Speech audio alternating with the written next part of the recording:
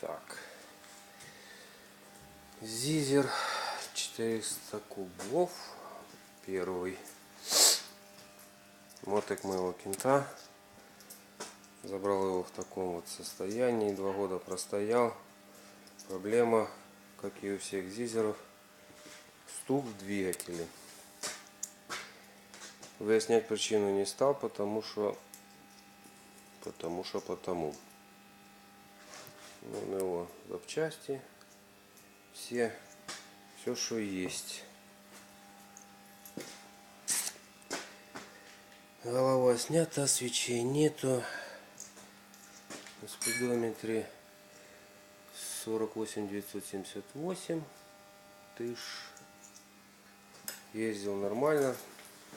Стук появился внезапно после того, как один чел прокатился. Вероятнее всего его перекрутил.